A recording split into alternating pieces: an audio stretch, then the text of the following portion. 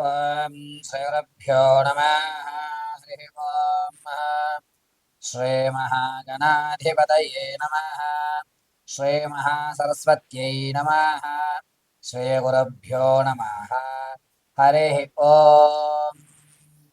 జగతం పితరం వందే పార్వతీ పరమేశ్వరం. సర్వదం పార్వతీ పరమేశ్వరానుగ్రహ సిద్ధ్యర్థే. ఫిబ్రవరి నెల 17వ తారీఖు మంగళవారం, మాఘ బహుళ అమావాస్య. ఆ రోజు రాహుగ్రస్త కంకణాకార సూర్యగ్రహణం ఏర్పడుతుంది. ఈ గ్రహణం రోజు నుండి ప్రారంభమయ్యి 17వ తారీఖు మంగళవారం మాఘ బహుళ అమావాస్య నుండి ప్రారంభమయ్యి 1వ తారీఖు మార్చి 2026 వరకు కూడా 5 గ్రహాలు మిథున లగ్నంలోకి రావడము, ఈ పంచగ్రహాల కూటమి వాటి యొక్క ప్రభావం వల్ల ఏ రాశి వారు ఆర్థికంగా ఇబ్బందులు పాలవుతారు, ఏ రాశి వారికి అదృష్ట యోగం కలిగేటువంటి అవకాశం లభిస్తోంది, 5 గ్రహాలు ఒకే స్థానంలో ఉచ్చస్థితిలో చూస్తున్నాయా, లేక శనీశ్వరుని మూల త్రికోణంలో చూస్తుందా, గురువుని బలాయుక్తంతో అయ్యే విధంగా ఈ పంచగ్రహ కూటముల యొక్క ప్రభావం ఉంటుందా, కేతుస్థానం ఆధారపడి మేషం నుంచి మొదలుకొని మేనం వరకు కూడా ఈ పంచగ్రహ కూటముల యొక్క ప్రభావం వల్ల ఏదన్నా పెను ప్రమాదాలు ఏర్పడేటువంటి సూచనలు ఉన్నాయా, అసలు ఫిబ్రవరి 17వ తారీఖు నుంచి మార్చి 1వ తారీఖు వరకు కూడా ఏ విధమైనటువంటి మార్పులు మీ యొక్క జాతకంలో జరుగుతున్నాయి, ఏ రాశి వారు వేదాంత పరంగా లేదా వైజ్ఞాన పరంగా లేక ఆధ్యాత్మిక పరంగా వారి యొక్క రంగాలు మార్చుకునేటువంటి అవకాశం ఏర్పడుతుంది, ఒంటరితనం అనేటువంటిది ఏ రాశి వారిని ఒంటరితనంగా చేయబడుతున్నారు, బంధువర్గం నుంచి దూరంగా నెట్టివేయబడేటువంటి రాసుల వారు ఎవరు, మీరు ఈ 17 నుంచి 1వ తారీఖు వరకు కూడా ఆర్థికంగా నిలబడడానికి మాకు ఈ పంచగ్రహ కూటమి ఏ విధంగా సహకరిస్తుందా గురుగారు, ఈ 17 నుంచి 1వ తారీఖు వరకు ఉండేటువంటి రోజుల్లో మేము ఏదన్నా పరిహారము మంత్ర జపము అనుసరిస్తే మా జీవితంలో మార్పులు సంభవిస్తాయా అనేటువంటి పూర్తి విశ్లేషణ మనం పరిశీలన చేసుకుంటూ ఉంటాం.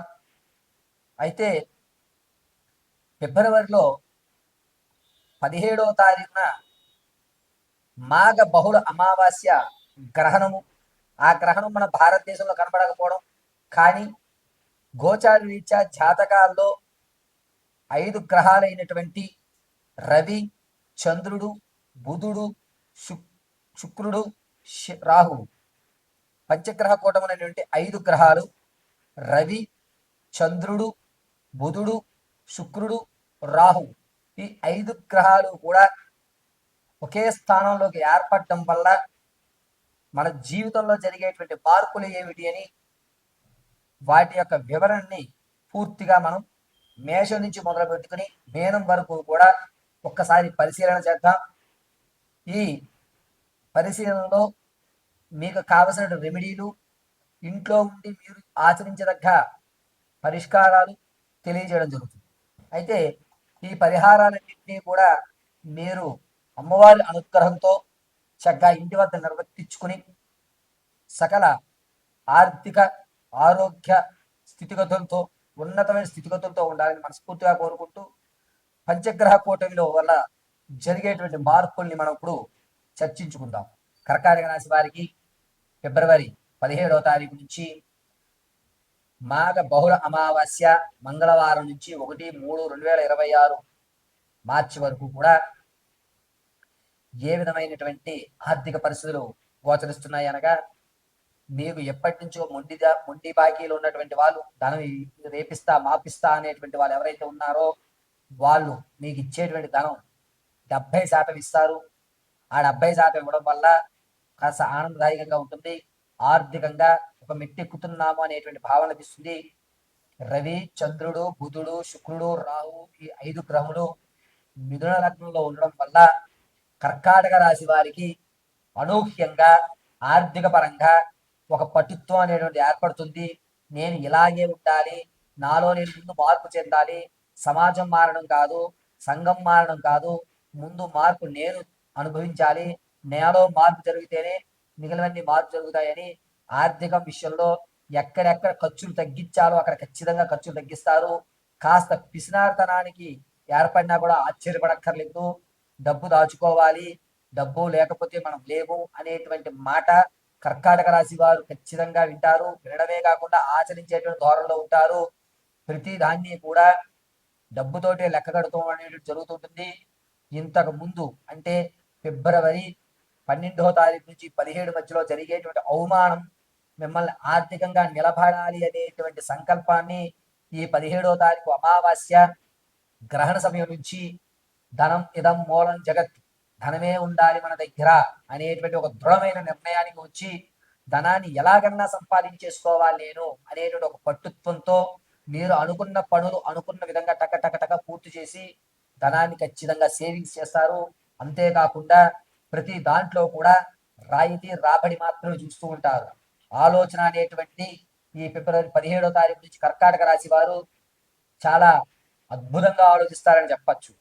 ఇంతకు ముందు ఈ ఆలోచనలు ఉండుంటే కనుక నేను ఎక్కడో ఉండేవాడిని, సరే ఇప్పటికన్నా నాకు మంచి ఆలోచన కలిగింది, ఇక నుంచి అయినా నేను జాగ్రత్తగా ఉంటానని చెప్పి ఈ 17వ తారీఖు నుంచి కర్కాటక రాశి వారి యొక్క జీవితంలో వినూహ్యమైనటువంటి అనూహ్యమైనటువంటి మార్పులు చెవి చూస్తూ ఉంటారు. ఇక ఈ కర్కాటక రాశి వారికి 17వ తారీఖు నుంచి 27వ తారీఖు వరకు కూడాను ఒక గోల్డెన్ ఛాన్స్ వస్తుంది. దాన్ని ఉపయోగించుకోండి. అది న్యాయమా అన్యాయమా అనేటువంటిది భగవంతుడి నిర్ణయం మీద మీరు పని అయితే ప్రారంభం చేయండి. ఖచ్చితంగా 4 రూపాయలు వెనక్కి వేసుకోవడం ఆర్థికంగా ఒక మెట్టు ఎక్కడానికి అద్భుతమైన అవకాశం కల్పిస్తుంది. ఆరోగ్య విషయంలో ఈ కర్కాటక రాశి వారికి తొడ కండరాలు లేదా తొడ భాగంలో ఉన్నటువంటి ఎముక ఇబ్బంది పడేటువంటి అవకాశం ఎక్కువ లభిస్తుంది. ఈ జాయింట్ కానీ లేకపోతే తొడ భాగం నుంచి నడుము వరకు ఉండేటువంటి ఈ బంతి గిన్నె కీళ్ళు అంటారు కదా, ఆ వాటిలో కొన్ని ఇబ్బందులు ఏర్పడుతున్నాయి. ప్రయాణం చేసేప్పుడు చాలా జాగ్రత్తగా ఉండండి.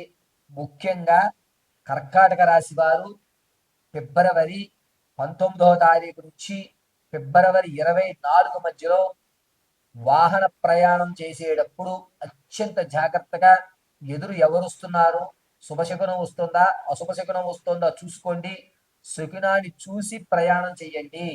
చాలా ప్రమాదం అనేటువంటిది దగ్గరలోకి వచ్చి ఉంది. అందులోనూ రాహుస్థానం కేతు నీచయుక్తంతో చూస్తున్నాడు. కాబట్టి మీరు ప్రయాణం చేసేటప్పుడు శుభ సూచకమైనటువంటి శకునాలు వస్తేనే వెళ్ళండి.